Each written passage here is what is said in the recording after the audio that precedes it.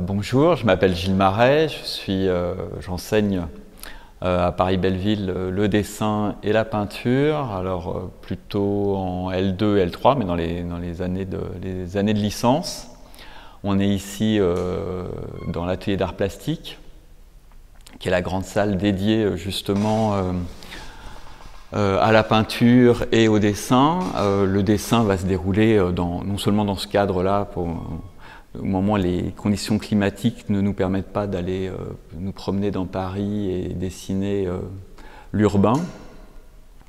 Alors je pourrais faire un premier chapitre déjà sur l'importance du dessin, le dessin en tant que langage, un langage dont il faut commencer à comprendre la grammaire, la syntaxe, et même arriver à développer soi-même son propre lexique d'une certaine manière. On apprend des autres, on apprend des dessins anciens, de l'art contemporain, et on arrive petit à petit à trouver sa propre forme. Mais pour ça, il y a plein d'étapes qu'on va définir ici. On a une appétence particulière à Belleville pour l'enseignement effectivement de ces espèces d'humanité, de la représentation. Qui fait que cette école est très spécifique à ce niveau-là.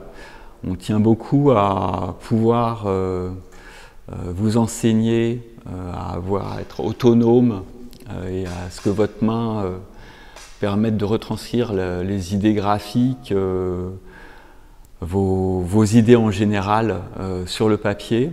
Et cette circulation directe entre l'imagination, la main, et quelque chose qui se révélera très important dans votre métier d'architecte. Dans cette grammaire, il y a on va apprendre toutes les possibilités, tous les temps en fait, hein, la perspective, les profondeurs, les rapports d'échelle, la lumière, aborder aussi la couleur, comprendre les rapports de ton et les rapports de valeur.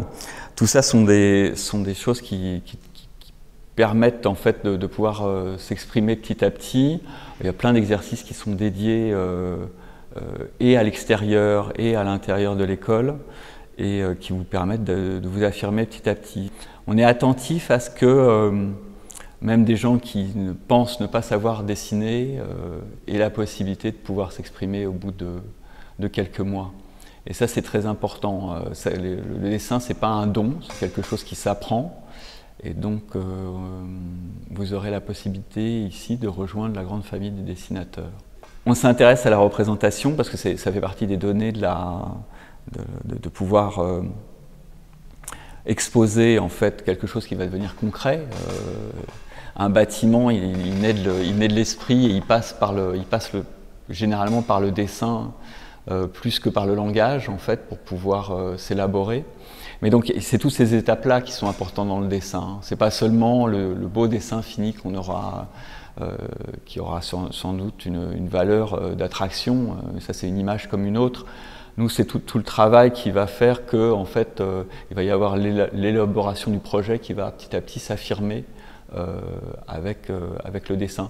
Et c'est sûr que si on a un langage qui est trop étroit, si on n'arrive pas totalement à avoir les possibilités de s'exprimer complètement, et les idées en sont moindres d'une certaine manière. Donc c'est juste sur cette retranscription-là, alors ça passe par effectivement la représentation du réel, mais c'est aussi bien sûr une recherche en mouvement au fil du crayon. C'est aussi important de comprendre que justement c'est des moyens relativement ténus, hein. C'est un bout de papier, un crayon, ça peut être une nappe ou un clou sur un mur de chantier, hein. Tous les éléments sont possibles en fait pour arriver à faire comprendre à son interlocuteur quelle est l'idée qu'on essaye d'exposer. Alors malgré la diversité des propositions numériques qui sont actuelles ou à venir, le dessin restera toujours un allié de l'architecte.